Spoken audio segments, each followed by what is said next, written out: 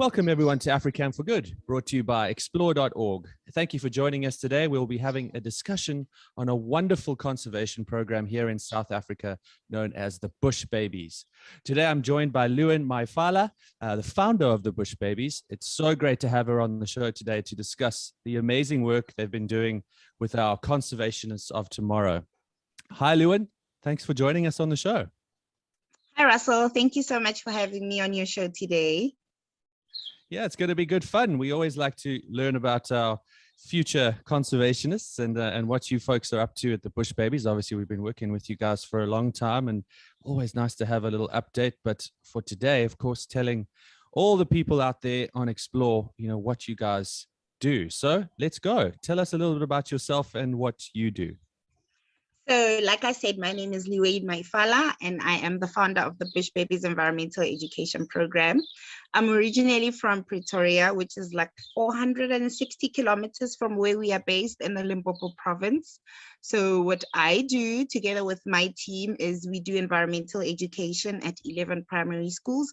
These are now rural schools, if I can call them that, disadvantaged schools that do not have like resources or facilities, and in most cases, access to view or see wildlife in their natural habitat.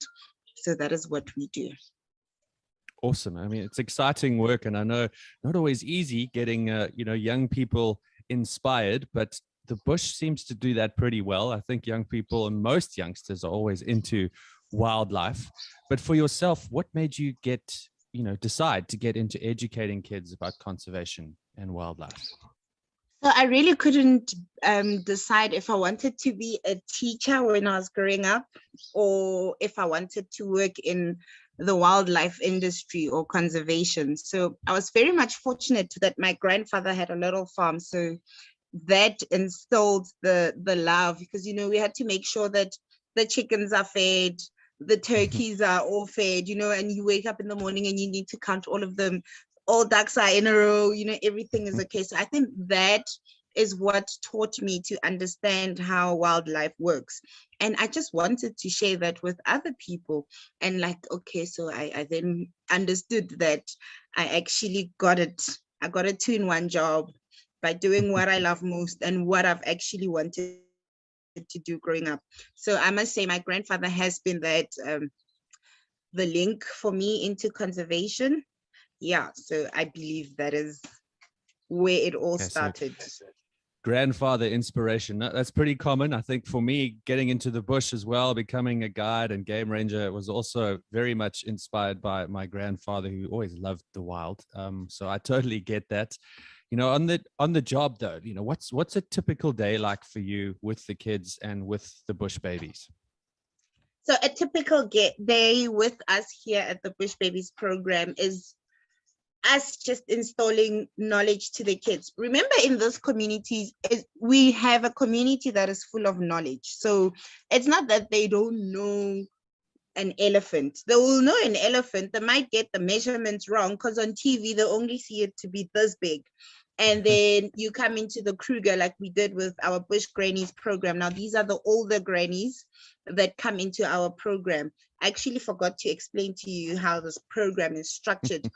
We've got the younger kids. So we've got the whole community and we focus on schools where we're doing the environmental education. Then we engage with the communities through our Scouts program. This is now, we teaching grade 6 learners. We engage with the community with our Scouts program. And then we deal with the Bush Grannies, which are now the older grannies and the matriarchs of the local communities. So what we do with them is we take them into the Kruger Park where they get to see these animals. Why I'm telling you this is to also answer what a typical day is like. It varies with the program. With the little ones at school, it's very fun, it's interactive, we're using art.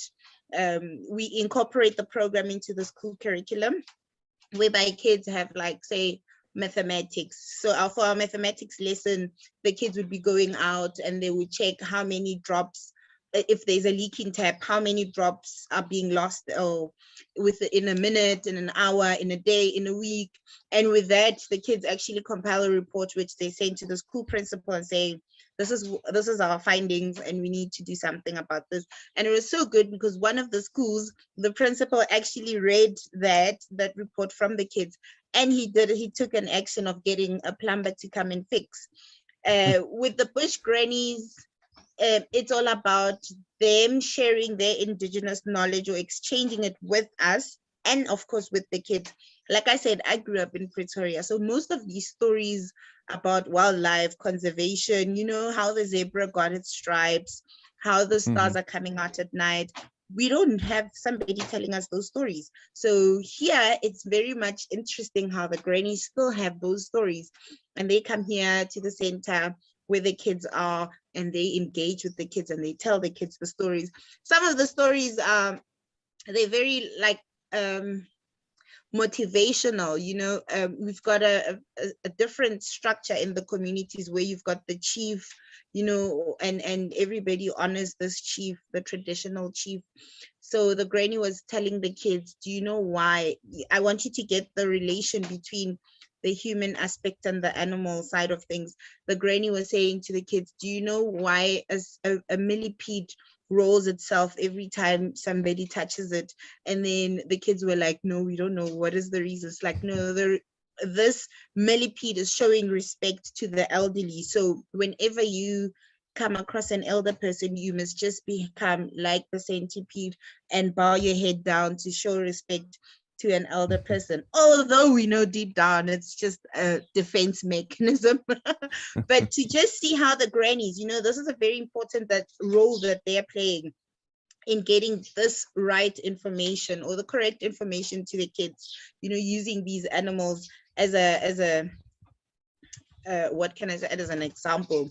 So my typical day, it's waking up in the morning full of energy because I need lots and lots of it, and just engaging with, be it the younger generation, the older generation. It's a take and give kind of a relationship that we're having. It's not just me coming here and say, okay, I'm going to teach you about this tree. It's me coming and saying, oh, granny, this tree, back in the days, what do you use this tree for? And how can we together conserve this plant species? So it's, I really can't say, well, it's us going into the classroom. Our classrooms are very fun. The kids, you know, one of the teachers came and said to me, are your kids learning in class? I said, yes, they are. Why do you ask? There's so much laughter in the classroom. I said, yes, because we learn by having fun. That's awesome. Like you say, you kind of engage in the whole community, not just the kids. You know, you mentioned earlier was 11 schools, right, that you guys have currently at the moment. Why do you think these lessons are so important for the kids and for, you know, the community in general? The lessons are very much important because, like I said, we've got a community here that have their own structures, their own beliefs, and their own myths, you know. So when you have an owl on top of a house, it's not, oh, wow, look at that owl. It's witchcraft. Somebody's bewitching me here. So the communities, they've got all sorts of weird and wonderful stories, you know. If you find a snake, you need to automatically kill it. So it becomes very much important with the work that we are doing because, like I've said, we installed this knowledge. And we've seen that to be working quite successful here at the education center, whereby you've got kids. I'm telling you, whether it's a scorpion, whether it's a snake, whatever it is, nothing gets killed here. And I believe that one helps us through the scouts, which Scout Law number 6, a scout is a friend to animals, whereby you've got kids that seeing, okay, there's a scorpion. Normally, out of fear, you would just kill it, you know. But here we safely relocate whatever it is into the bush close by to here, you know. And I really like how even the environmental monitors have, like I've said, environmental monitors are my team, my other people that are in the background. So they also, you know, throughout the years, they learn to be confident in handling situations. We had a puff adder here at our resource center, and it was removed by one of the ladies. Imagine. So this is something that goes a long way. It's not just we are developing the community, but also the staff members themselves are developing themselves. Remember, these environmental monitors, the ladies and gentlemen that are from the local communities. So it's also engaging them. Another successful story of how the program is, or these lessons are helping in the communities, is we've had in one of the villages, there was a snake around, I think it was around 11 p.m. They saw a very big black snake. That was the description of the snake. And I tell one of the guys, so the community members went into one of our staff members' homes and say, hello, help us, there's a snake there. Remember, we're doing environmental education, but the impact that we're having, now the community knows if there's a snake, we should go call Bush Baby staff members. How there's a link there, I don't know, but I believe that people understanding the kind of work that we are doing through the education of the kids. And my team member is not trained to handle the snakes, but he was there, and we managed to call one of the snakes experts to remove the snake. But then at the end of the day, he was still the hero. So having to have a local member who is your neighbor, remove that very big long snake, and it was actually a snouted cobra that they managed to remove. Tomorrow, everybody knows if I've got a snake problem, who am I calling? That environmental monitor. They would help me remove it. So it's we say environmental education is a long-term investment, and we are definitely seeing the results from it. And our lessons are incorporated into the school curriculum, whereby, like I've said, with the water, or we will plant mathematics. I love maths. I like to get the kids to think outside the box, where they would have, like, say, we would do tree surveys in the school. How many marula trees do we have? How many mopan trees do we have? And then we tally it together. So how many trees do we have in our school? We try to incorporate that, and at the same time instilling that knowledge of, oh, it's that tree. So our lessons are not just rhino based or rhino focused, because really the environment just does not have a rhino, but a rhino has an important role to play within that environment. So we're trying to introduce those aspects to the kids. And I'm sure you've spoken to Craig Spencer, my boss, founder of the Black Mamba Anti-Poaching Unit. They also come into our schools. So the team of the ladies, they educate the kids. Remember, some of these ladies are from the communities. So when they come into our classroom in their camo uniform, kids are like, oh, there were soldiers at school today. And guess who they're telling there were soldiers at school? They get home, they tell their moms, yeah, there were soldiers at school. As a parent, you really want to know, in a disadvantaged school, what were soldiers doing at school, and female soldiers for that matter. Yeah, what's and that then about? You find kids saying, no, they came here, they were talking about rhinos. They say we need to protect and conserve our rhino species. And our conservational message again, it's going out, that there are ladies that are patrolling the boundary fence. And again, the kids get to learn of different career paths. And I want to be a black mamba when I grow up. Why do you want to be? Because they patrol a boundary fence with no rifle. So it becomes an encouraging thing. Our lesson plans are not just strictly focused on one thing. It's all about, like I've said, give and take, educate them. What is it that we get back? But above all, our lesson plans are aimed at changing the behavior, installing new knowledge to the people, be it the kids, the adults, the bush grannies. So it's all about just giving the right information so that future generations know that tomorrow is in our hands. Well, it's a lovely story and an amazing approach. I mean, I spent some time in Madagascar, and I don't know if you know what the eye is. It's a terrifying looking little species in Madagascar, and the same kind of idea that culturally it became really bad luck to have one of those near your home, and because of that they were persecuted for years and almost eliminated. But again, conservationists using similar ideas to you, I think that they've done really well in changing that whole perspective and how much of a role that plays in actual conservation. I'm totally with you. Changing people's ideas of and potential misunderstanding of the wild is really important. So that's awesome and really amazing that you're getting so much interest in that. Have you had quite a few bush babies coming to you saying that they're keen to join the bush, the Black Mambas as well. You said that they're quite Yes. excited about it. Yeah. Yes, we even have volunteers that are actually former bush babies. During school holidays, we've got kids coming here like, I want to volunteer. Can I help out with something? Like, I want to be a Black Mamba when I grow up. We've had 2 of them that were visiting. Even one of the kids wanted to write a book about the Black Mambas. That is how much this young girl was inspired by them. She left and stayed in the bush with the Mambas for like 2 days. And she's how old? She's 15 years old. But that is how much inspirational these ladies have become to her.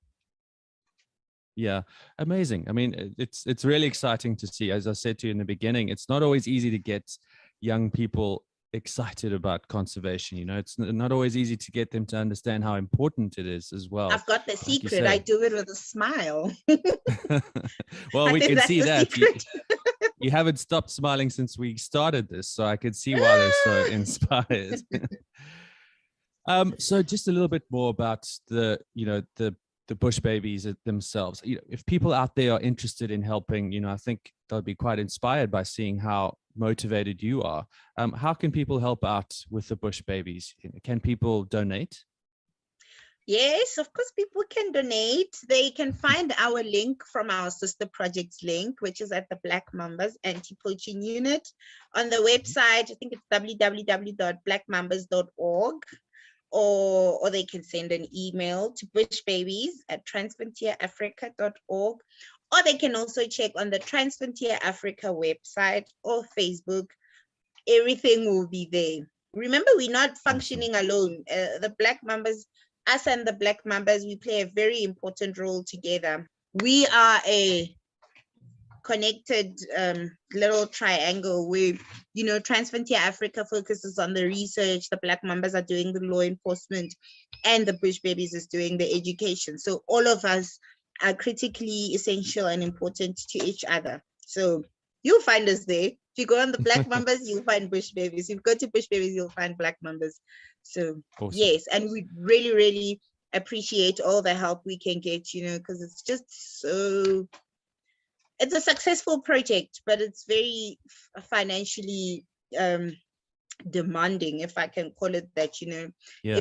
For you to take kids into the Kruger Park, because now you need them to see this animal that you taught them about, it's costing us, and the kids can't really afford, they don't even have school shoes. So how do you expect a child to pay to go and see wildlife? So really, really, if anybody could help us, we'd really, really appreciate it. From the bottom of my heart, I would appreciate it. I'm sure there'll be some of the kids. I have no doubt. Well, thank you for that. I wanted to ask you as well, we've chatted so much about what you've done, how things are going, but what are your hopes for the future regarding the bush babies? Yeah. If maybe you asked me this question 3 years ago, I would say to you now to be where I am at the moment. But honestly speaking, I see myself in the program growing. I see, because, I can't say I want more kids to be like the Black Mambas, and I'm already having that already, and seeing by the number of volunteers that we're having, I think we're heading in the right path of having some conservationists coming up. So my future would be having educational centers like we're having at the moment in all our communities. I don't know how, but I think my team would back me up on this one, is the litter problem, to educate the communities as far as we can in solving the pollution in the environment. I think on the educational part of things, we are a bit sorted out. It's just on the environmental issues and the human impact on the environment on its own.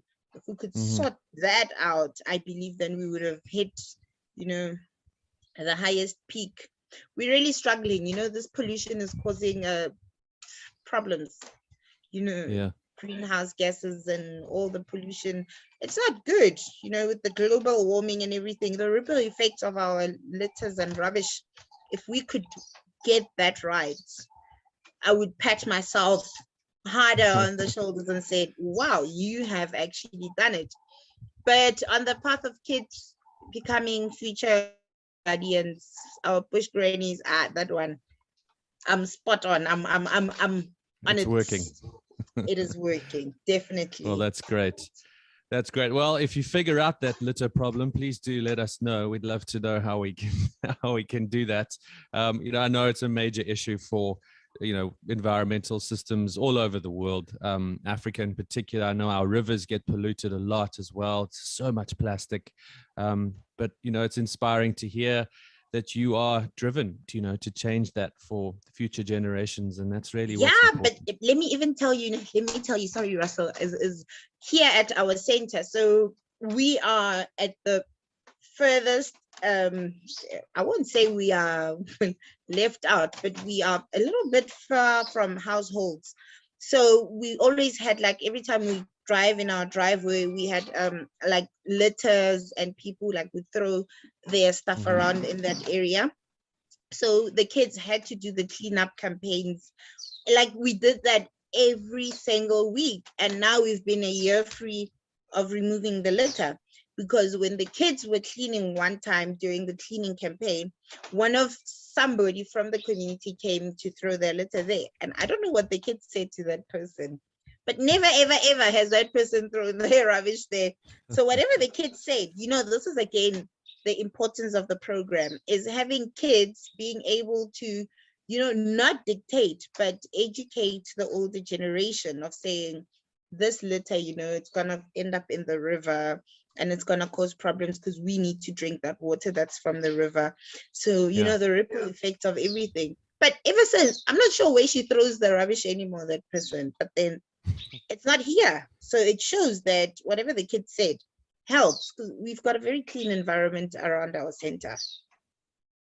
Incredible. Well, thank you so much for chatting with us today, Lewyn. It's been really inspirational, and I know a lot of people will feel, very excited to be able to help with whatever you guys are looking to do in the future. And just amazing what you've achieved. So congratulations. And we will be keeping an eye on you guys. I know we'll chat to you again soon. We have a good relationship with you folks, and I know we'll get to catch up again and see how things are going. So thanks again.